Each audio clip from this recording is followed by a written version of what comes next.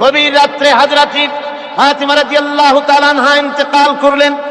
কিছু সংখ্যক সাহাবীদের কাছে খবর দিয়া অল্প সময়ের ভিতরে জানাজার ব্যবস্থা করা হলো। হযরত আবু যর গিফারী রাদিয়াল্লাহু তাআলা আনহু কবরের ভিতরে নেমে গেলেন। কবরের ভিতরে নেমে গিয়া হযরত আবু যর বলেন, রে কবর, তোর ভিতরে আজকে কাকে রাখবো, তুই কি তা জানিস নাকি? কোনো জবাব আসে না। হযরত আবু যর বলেন, কবর রে, তোর ভিতরে আজকে যাকে রাখবো তিনি হতেছেন হযরত ইমাম হাসান হোসেনের মা। বেহেশতের সমস্ত জওয়ানদের সরদার হবেন যারা, সেই দুইজনের মা তোর ভিতরে রাখবো, খবরদার বেয়াদবি করবি না। কোনো জবাব না পেয়ে হযরত আবু যর বলেন, ওগো কবরের মাটি, তোর ভিতরে কাকে রাখবো কি জানিস? আসাদুল্লাহিল গালিব, দুনিয়ার সমস্ত কাফেরদের বিরুদ্ধে আল্লাহ রাব্বুল আলামিন যাকে বাঘ বানিয়ে পাঠালেন, সেই হযরতে আলী, তার স্ত্রী রেখে যাব, খবরদার বেয়াদবি করবি না। কোনো জবাব আসে না। হযরতে আবু যর বলেন, কবরের মাটি, তোর ভিতরে যাকে রাখবো তিনি হলেন খাতুনে জান্নাত, বেহেশতের সমস্ত মহিলাদের সরদারিনী হবেন যে ফাতেমা, তারে রেখে যাব, তোর ভিতরে খবরদার কোনো বেয়াদবি করবি না। আবার হযরত আবু যর বলেন, কবরের মাটি, তোর ভিতরে কারে রাখবো কি জানিস? তোর ভিতরে আজকে যাকে রেখে যেতেছি তিনি হলেন আখেরি জামানার পয়গম্বর বিশ্বনবী জনাবে মুহাম্মদ রাসূলুল্লাহ সাল্লাল্লাহু আলাইহি ওয়াসাল্লামের কলিজার টুকরা মা ফাতেমাকে তোর ভিতরে রাখবো, খবরদার কবরের মাটি বেয়াদবি করবি না। কিতাবে এসেছে হযরত আবু যরকে বাড়ি শুনতে পেলেন, আওয়াজ এলো, কে যেন বলতেছে, রে আবু যর, আমি ফাতেমা কি চিনি না, হাসান হোসেনের মা কি চিনি না, আলীর স্ত্রী চিনি না, রাসূলের মেয়ে মা ফাতেমা কি চিনি না। আমল যদি ভালো হয় আমার ভিতরে, আমল ভালো নিয়ে যে আসবে শান্তিতে থাকবে, আর আমল যদি খারাপ হয় আমার ভিতরে, তার অবস্থা চূড়ান্ত হয়ে যাবে। আমার ভাইরা, আমার বন্ধুগণ, আমলের উপরে ভিত্তি করে কিয়ামতের দিন নাজাত হবে। আমল যদি খারাপ হয়ে যায়, কিয়ামতের দিন কেউ তাকে বাঁচাতে পারবে না। এই জন্য কিয়ামতের ময়দানে, হাসরের দিনে আল্লাহর হাবিব জনাবে মুহাম্মদ রাসূলুল্লাহ সাল্লাল্লাহু আলাইহি ওয়াসাল্লাম সিজদায় পড়ে কাঁদতে থাকবেন। আল্লাহ রাব্বুল আলামিন বলেন, হাবিব রে, আপনি কাঁদেন কেন? আজকে তো আপনার কাঁদার দিন না। আমি আপনাকে মাকামে মাহমুদ দান করেছি, আমি আপনাকে কাউসার দান করেছি। আপনার আজকে সম্মানের দিন, মর্যাদার দিন, কাঁদেন কেন?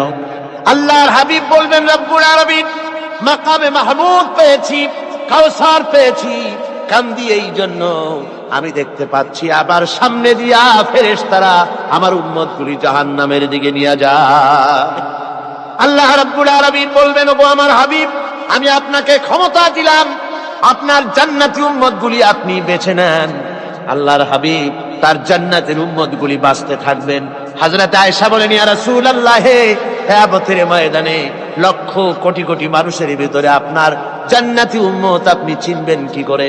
হুজুর বলেন, আয়েশা, কোন একটি ঘোড়ার কপাল যদি থাকে সাদা, এই সাদা কপালওয়ালা ঘোড়াটা যদি অসংখ্য ঘোড়ার ভিতরে যদি হারিয়ে যায়, তাহলে সাদা কপালওয়ালা ঘোড়ার মালিক তার ঘোড়াকে পাবে কিনা বলো? হযরত আয়েশা বলেন, হুজুর, অনায়াসে পাবে। আল্লাহ রাব্বুল আলামিনের হাবিব বলেন, আয়েশা রে, কিয়ামতের ময়দানে আমার যেই উম্মতেরা নামাজি ছিল, দিনদার ছিল, পরেজগার ছিল, দুনিয়ার বুকে ঈমান নিয়ে যারা চলাফেরা করেছে, আমার দিন কায়েমের, আল্লাহর দ্বীনের জন্য যারা কাজ করেছে, ওদের চেহারা নূর চমকাতে থাকবে, ঈমানের নূর কিয়ামতের দিন চমকাতে থাকবে। সেই ঈমানের নূর দেখে দেখে আমি আমার জান্নাতি উম্মতগুলি আমি বেছে নেব। হযরত ফাতিমা রাদিয়াল্লাহু তাআলা আনহাকে রাসূলুল্লাহ সাল্লাল্লাহু আলাইহি ওয়াসাল্লাম অত্যন্ত ভালোবাসতেন, মহব্বত করতেন তার স্ত্রীদেরকেও। তার স্ত্রীরাও রাসূল করিম সাল্লাল্লাহু আলাইহি ওয়াসাল্লামকে ভালোবাসতেন প্রাণ উজাড় করে দিয়ে। নবীজি বলেছেন, কন্যার পিতাদেরকে গালি দিও না। অনেকে টিটকারি করে, বারবার মেয়ে হয় ছেলে একটাও হয় না, সেই জন্য টিটকারি বটকারি করে। আল্লাহর নবী বলেছেন, মেয়ের পিতাকে গালি দিও না, ঠাট্টা করো না, যেহেতু আমি মুহাম্মদ রাসূলুল্লাহ সাল্লাল্লাহু আলাইহি ওয়াসাল্লাম, আমি মেয়েদের পিতা, আমি নিজে মেয়েদের পিতা। খাও না, মেয়েদের পিতাকে গালি দিও না। রাসূলুল্লাহ বলেছেন, আকাশের নিচে জমিনের উপরে খাদিজার মতো মহিলা আর নাই। সেই হযরতে খাদিজা রাসূলের 4টি মেয়ে পেটে ধারণ করেছিলেন। সুবহানাল্লাহ। মেয়ের প্রতি রাসূলুল্লাহ যথেষ্ট মহব্বত করতেন। মেয়েকে খুব ভালোবাসতেন হুজুর সাল্লাল্লাহু আলাইহি ওয়াসাল্লাম। হুজুরের কলিজার টুকরা ছিলেন মা ফাতিমা রাদিয়াল্লাহু তাআলা আনহা। হুজুর যখন কোথাও যেতেন সকলের শেষে দেখা করতেন ফাতেমার সঙ্গে, আর বিদেশ থেকে সফর করে এসে সকলের আগে দেখা করতেন ফাতেমার সঙ্গে। সুবহানাল্লাহ। রাসূলুল্লাহ আরো বলেছেন, তোমরা যখন বাজারে যাবে বা ব্যবসা করতে যাবে বা বিদেশে যাবে, আসার সময় যে সব হাদিয়া নিয়ে আসো। আমরা যখন বাইরে যাই, বাজারে যাই, কিছু হাদিয়া আনি না? জামা, কাপড়, চকলেট ইত্যাদি আমরা আনে থাকি। রাসূলুল্লাহ বলেছেন, হাদিয়াগুলি তোমরা যারা বিদেশে যাও, বাজারে যাও, হাদিয়া আনবে, আর এনে ঘরের মধ্যে ঢুকে তা শুরু করবে মেয়েকে দিয়ে। প্রথমে দেবে মেয়েকে। সুবহানাল্লাহ। মেয়ের মর্যাদা ইসলামে সব চাইতে বেশি। কোন যুগে? যে যুগে মেয়ে হলে পরেই মাটির নিচে ঘেরে রাখতো, আছাড় মেরে মেরে ফেলে দিত। বেআইয়ি যামবিন কুতিলা, কোন অপরাধে তাদেরকে হত্যা করা হলো। আল্লাহ পাক কোরআনে কারীমের মধ্যে বলেছেন তাদের অপরাধ আর কিছু না, তারা নারী, এই জন্য তাদেরকে মেরে ফেলা হতো। রাসূলুল্লাহ তাদের ইজ্জত দিলেন। সুবহানাল্লাহ বিহামদিহি। রাসূলুল্লাহ সম্মান দিলেন, ইজ্জত দিলেন তাদের। কন্যা হিসাবে নারীর এই মর্যাদা। ফাতেমাকে রাসূল এত ভালোবাসতেন, ইন্তেকালের সময় হযরত ফাতেমা কাঁদতে কাঁদতে বেহুশ হয়ে যাওয়ার উপক্রম হয়ে গেল। রাসূলুল্লাহ হযরত ফাতেমাকে ইশারা দিলেন। হযরত ফাতেমা তার কান নিয়ে রাসূলুল্লাহর মুখের কাছে লাগাই দিলেন। আল্লাহ নবী কি যেন বললেন কানে কানে, হযরত ফাতেমার কান্না বন্ধ হয়ে গেল। হযরত আয়েশা বলেন, মা, রাসূলুল্লাহ তোমার কানে কানে কি বললো আর তোমার কান্না বন্ধ হয়ে গেল? হযরত ফাতেমা বলেন, ইয়া আম্মা জান, আমার আব্বা আমার কানে কানে বললো, মা ফাতেমা তুই কাঁদিস না, তোর কান্না আমার বরদাস্ত হয় না, তোমাকে কাঁদতে হবে না। আমি তোমাকে সুসংবাদ দিয়ে যেতেছি, আমি মরে যাওয়ার পর সর্বপ্রথম তোমার সাথে আমার দেখা হবে। রাসূলুল্লাহর এই ভবিষ্যৎবাণী হযরত ফাতেমা বুঝতে পেরেছেন যে হুজুরের ইন্তেকালের পরে আমার বেশি দেরি হবে না, আমিও তাড়াতাড়ি হুজুরের সাথে শামিল হতে পারবো। হুজুরের ইন্তেকালের 6 মাস পরেই হযরত ফাতেমা রাদিয়াল্লাহু তাআলা আনহা ইন্তেকাল করেছেন। কন্যা হিসাবে নারীর মর্যাদা ইসলাম অনেক অনেক গুণে বাড়িয়ে দিয়েছে। এই কন্যা শিশু, কৈশোর, যৌবন পেরিয়ে যখন যৌবনে তার বিয়ে হয়ে যায়, আল্লাহ রাব্বুল আলামিন তখন বলেন, ওয়া মিন আয়াতিহি আন খালাকা লাকুম মিন আনফুসিকুম আজওয়াজান লিতাসকুনু ইলাইহা ওয়া জাআলা বাইনাকুম মাওয়াদ্দাতান ওয়া রাহমা। আল্লাহ পাক বলেন, আমার নিদর্শনের ভিতরে এটিও একটি নিদর্শন, আমি তোমাদের থেকে তোমাদের জোড়া তৈরি করেছি, তোমাদের স্ত্রীদেরকে তৈরি করেছি, তোমাদের সাথে তোমাদের স্ত্রীর ভালোবাসা সৃষ্টি করেছি, মহব্বত সৃষ্টি করেছি। এই মহব্বত আমি আল্লাহ তৈরি করেছি। আর যখন বুড়ো হয়ে যায় মানুষ, স্বামী স্ত্রী যখন বুড়ো আর বুড়ি হয়, তখন আর ভালোবাসা থাকে না, তখন ওই ভালোবাসা সহৃদয়তার করুণায় আমি আল্লাহ পরিণত করে দেই। বুড়ার জন্য তখন বুড়ি ছাড়া আর উপায় নাই, বুড়িরও আর বুড়া ছাড়া উপায় নাই। তখন ভালোবাসা কোনো বিশেষ কোনো অক্ষণীয় ভালোবাসা নয়, তখন একের উপরে অন্য একদম নির্ভরশীল হয়ে পড়ে। আল্লাহ পাক বলেন, এই অবস্থা আমি আল্লাহ সৃষ্টি করে দেই। সুবহানাল্লাহ। স্ত্রীকে রাসূলুল্লাহ কত ভালোবাসতেন। আল্লাহ নবী বলেছেন, আমার কাছে 3টা জিনিস প্রিয়, একটা হচ্ছে সুগন্ধি, একটা হচ্ছে নামাজ, আরেকটা হচ্ছে স্ত্রী। সুবহানাল্লাহ। স্ত্রী আমার কাছে প্রিয়। হুজুর বলেছেন, তোমাদের মধ্যে সেই ব্যক্তি উত্তম যে ব্যক্তি তার স্ত্রীর কাছে উত্তম। আমি আমার স্ত্রীদের কাছে উত্তম ব্যক্তি। সুবহানাল্লাহ।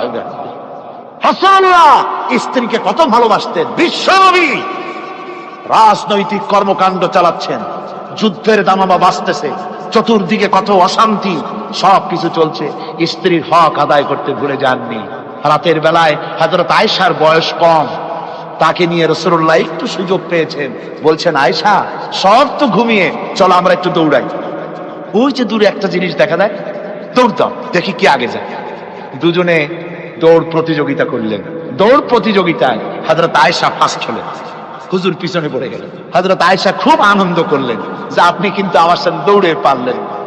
পরবর্তী কিছু কাল যাওয়ার পর হযরত আয়েশা বলেন, হুজুর আজকে আবার বললেন যে চলো আয়েশা একটু দৌড়াই। হযরত আয়েশা বলছেন যে সেদিনের তুলনায় আমার শরীর একটু, আমি মুটিয়ে গেছি, শরীরটি স্থূল হয়েছে, আমি আজকে দৌড়ালাম কিন্তু পারলাম না। রাসূল আগে চলে গেলেন, আমি হাঁপাতে হাঁপাতে যখন হুজুরের কাছে চলে গেছি, হুজুর তখন মুস্কি হেসে আমাকে বললেন, আয়েশা ওই সেই দিনের জবাব আজকে দিয়া দিলাম। সুবহানাল্লাহ বিহামদিহি, সুবহানাল্লাহ বিহামদিহি। বিশ্ব নবী কত বড় আদর্শ বিশ্ব মানবতার জন্য। তিনি বলেছেন, আরাফাতের ময়দানে রাসূলুল্লাহ বলেছেন, তোমরা যেমন পড়বে তোমার স্ত্রীদেরকে তেমন পড়াবে, তোমরা যেমন খাবে তোমার স্ত্রীদেরকে তেমন খাওয়াবে, স্ট্যান্ডার্ড মেনটেন করবে। তুমি ভালো দামের কাপড় পরবে, স্ত্রীকে খারাপ দিবে তা নয়।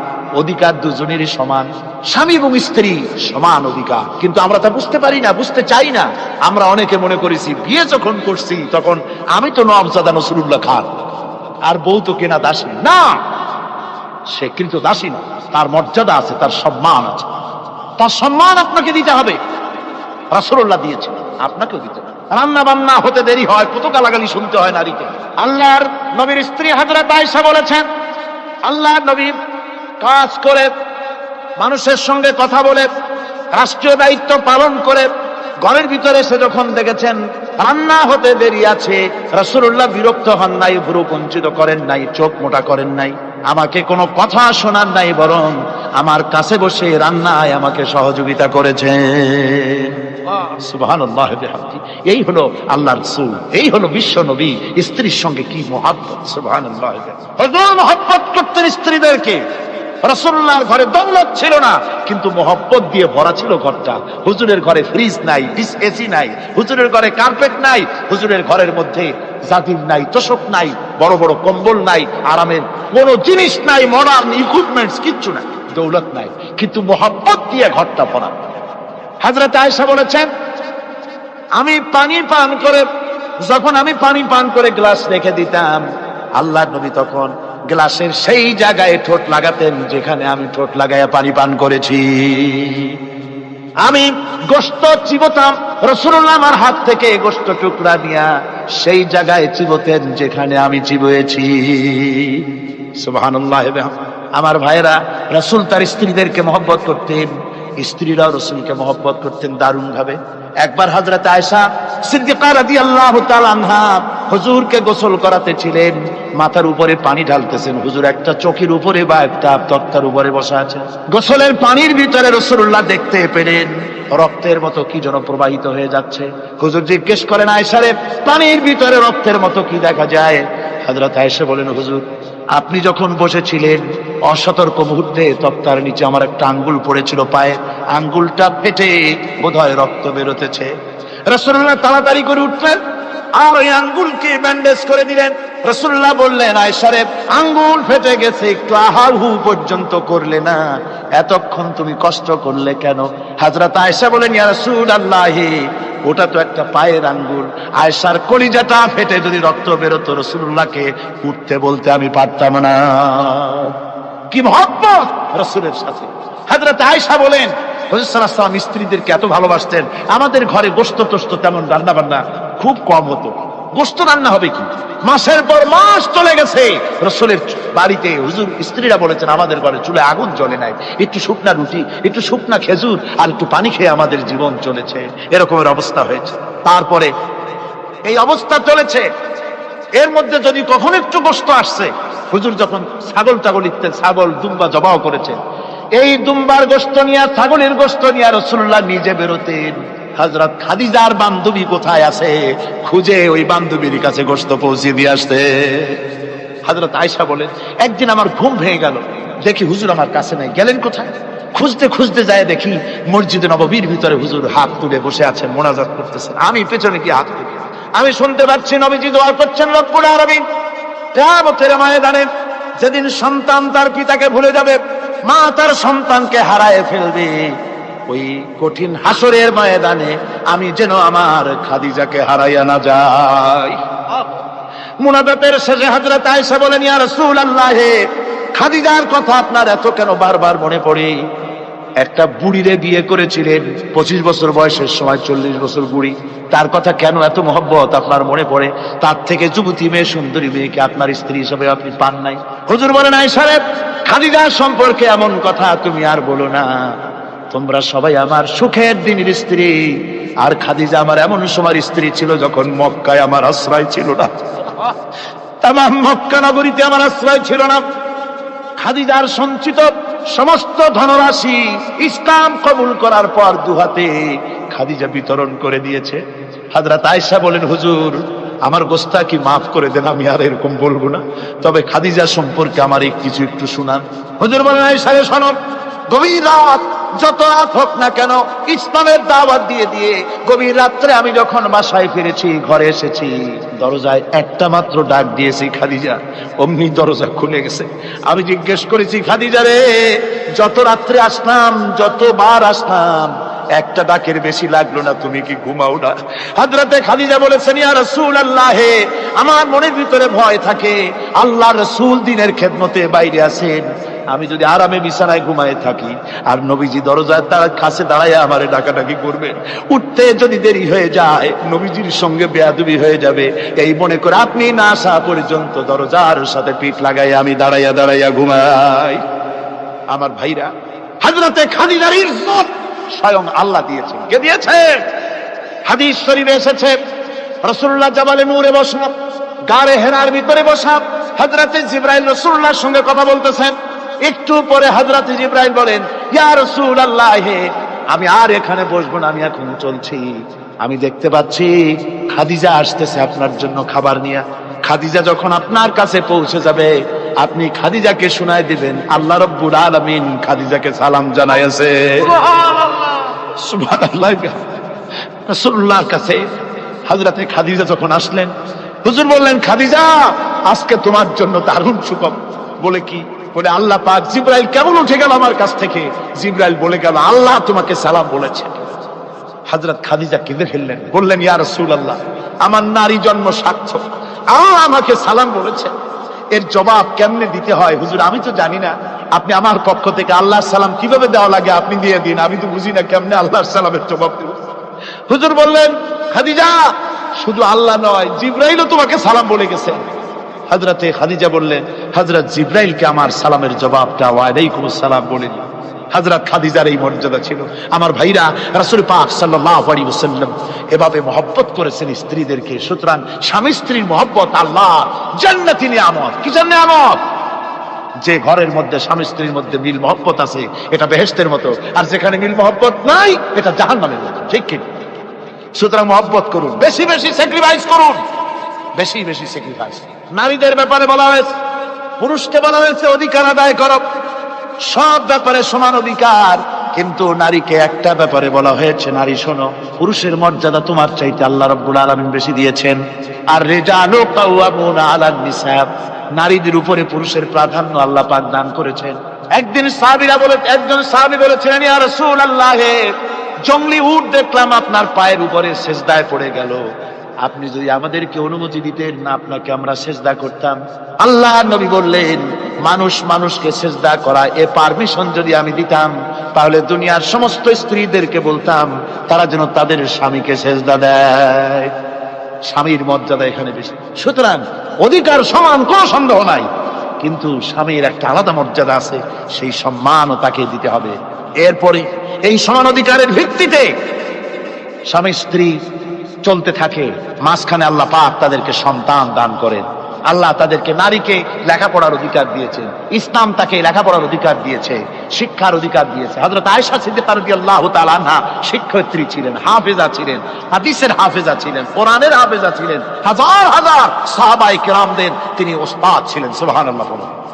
নারীদের ব্যাপারে অধিকাংশ মাসালা হযরত আয়েশা সিদ্দিকা রাদিয়াল্লাহু তাআলা আনহার অবদান। সুবহানাল্লাহ। নারী যুদ্ধ করেছে, যুদ্ধের ময়দানে নারীর অধিকার আছে। নারী চাকরি করতে পারবে, নারী ব্যবসা করতে পারবে, নারী লেখাপড়া করতে পারবে, নারী সেনাবাহিনীতে যেতে পারবে, নারী সব করতে পারবে, কিন্তু পর্দার মধ্যে।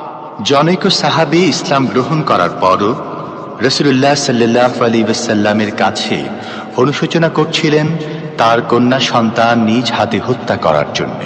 আমাদের প্রিয় নবী এ কথা শুনে কেঁদে ফেললেন। একটা লোক নিয়ে কাঁদতেছিল মুসলমান হওয়ার পরও। হুজুর কয়, কান্দো কেন? কই যে এই যে আমার গুনাহ কি মাফ হয়েছে? হুজুর বলেন, হ্যাঁ মাফ হয়ে গেছে। কলেমা পড়ছো, মাফ হয়ে গেছে। কয় যে হুজুর আমি তো মারাত্মক গুনাহ করছি। বলে কি? বলে আমার একটা মেয়ে, সেই মেয়েটাকে নিয়ে আমি, ঘটনা লম্বা, আমি সংক্ষেপে বলতেছি, মেয়েটাকে ফাঁকি দিয়া তারে আমি মারবো, বুঝতে দেই নাই আমার বউরে। বললাম চলো বেড়াইতে যাই, মেয়েটা আমার সাথে সাজাই দিয়েছে, তার মা বেড়াতে নিয়ে যাবো এই কথা মনে করে। মেয়েটা কদ্দূর যায়, আবার আব্বা আব্বা বলে আমার দিকে ফিরে আসে, আবার পিছনে থাকে, আবার আব্বা আব্বা বলে জড়ায় ধরে। এইভাবে করতে করতে যখন নির্জন এলাকায় গেলাম, আমি পাহাড়ের পাশে গর্ত খোঁড়া আরম্ভ করলাম। গর্ত কুচি আর মাটি ছিটে এসে আমার দাড়িতে লাগে। বাচ্চা মেয়েটা আমার কাছে এসে দাড়ি দিয়ে ধুল ছাড়ায় দেয়, কয় আব্বা তোমার দাড়িতে ধুল লাগতেছে, তুমি এই কষ্ট করতেছো কেন? মেয়ে তো বোঝে না যে আমি তার জন্য কবর খুঁজতেছি। কবরটা খোঁড়া হয়ে যাওয়ার পর মেয়েটারে বান্ধা শুরু করলাম। মেয়ে এখন কাঁদতেছে, বাবা আমার বান্ধব কেন? আমি তারে বাঁধা জোরে ওর মধ্যে নিক্ষেপ করে দিলাম। মেয়েটা গর্তের মধ্যে বসে চিৎকার করে বলছে, আব্বা তুমি আমারে বাঁচতে দাও, আমি তোমার বাপ বলে সমাজে হ্যাঁ করবো না, আমি ভিক্ষা করে খাবো, আমার বাইরু না। লোকটি বলছি, ইয়া রাসূলুল্লাহ, আমার মনে দরদ আসলো না। আমি একটা পাথর উঁচু করে আমার মেয়ের বুক লক্ষ্য করে জোরে মেরে দিলাম। বুকটা ফেটে রক্ত ফিনকি দিয়ে উঠলো। আমার মেয়ের বুক থেকে আওয়াজ বেরোলাম। আমার কালে যেন এখনো সেই আওয়াজ বাজে। হাদিস শরীফে এসেছে, হুজুরের চোখের পানি দাড়ি ভিজে ভিজে জামার উপরে পড়তেছিল। হুজুর বললেন, আহারে, মানুষও পারে এইরকম কাম করতে। পৃথিবীতে নারীর যখন কোনো সম্মান ছিল না, মর্যাদা ছিল না, সেই সময় আমার রাসূল, আমার বিশ্বনবী নারীদেরকে সম্মানের হাত ধরে গর্তের ভিতর থেকে উঠাইয়া রানীর সিংহাসনে বসায় দিলেন। সুবহানাল্লাহ, মায়ের মর্যাদা দিয়ে দিলেন। সুবহানাল্লাহ, নারীরা আমাদের মায়ের জাত। নারীরা আমার কি এর জাত? মায়ের জাত। আমার মা বোনেরা, তোমাদের সম্মান কত তোমরা জানো না। আমরা পুরুষ, আমাদের পায়ের তলে জুতা, আর তোমরা আমাদের মায়ের জাত। তোমরা নারী, তোমাদের পায়ের তলে আল্লাহর জান্নাত, আল্লাহর বেহেশতটা তোমাদের পায়ের তলে। এই সম্মান আল্লাহ তোমাদের দিয়েছে, নবী দিয়েছে। সুবহানাল্লাহ কর ভাইরা আমার, অধিকার ইসলাম দিয়েছে। বিবাহ যখন হয়, এই বিবাহের সময় এজেন্ট আনতে হয়। আর বিবাহ হচ্ছে বিবাহ বৈঠক। এজেন্ট আনার জন্য ওই যে কি জানি কয়, ম্যারেজ রেজিস্ট্রার বা মৌলবি সাহেব, কার অনুমতি আগে নেয়? বলেন কার অনুমতি? তাহলে অধিকার ইসলাম পুরুষে দিল না মেয়ে লোকের দিল? আগে মেয়ে লোকের কাছে যাও, মেয়েটাকে জিজ্ঞেস করো সেই বিবাহে রাজি আছে কিনা। সুবহানাল্লাহ পড়ে, এই বিবাহে রাজি আছে কিনা জিজ্ঞেস করো, তার অধিকারই বেশি। এরপরে এই বিবাহে করার ব্যাপারে কত বৈষম্য। আজ বিবাহ করতে গেলে যৌতুকের প্রথা এসেছে। রাসূলুল্লাহ যৌতুক দিয়েছিলেন, ওটা যৌতুক না, ওটা উপহার, ওটা হাদিয়া। রাসূলুল্লাহ তোহফা দিয়েছিলেন হুজুরের জামাই। সুবহানাল্লাহ, কি জামাই! এক জামাই তো জিন্নুর আইন, যাকে ফেরেশতারা পর্যন্ত লজ্জা করতো যারে দেখে, হযরত উসমান রাদিয়াল্লাহু তাআলা আনহু। আর একজন হযরত আলী কাররামাল্লাহু ওয়াজহাহু। হযরত আলী, যার সম্পর্কে রাসূল পাক সাল্লাল্লাহু আলাইহি ওয়াসাল্লাম যাকে কত সম্মান দিয়েছেন, কত মর্যাদা দিয়েছেন, এই হলো হযরত আলী হুজুরের জামাই। আনা মাদিনাতুল ইলম ওয়া আলী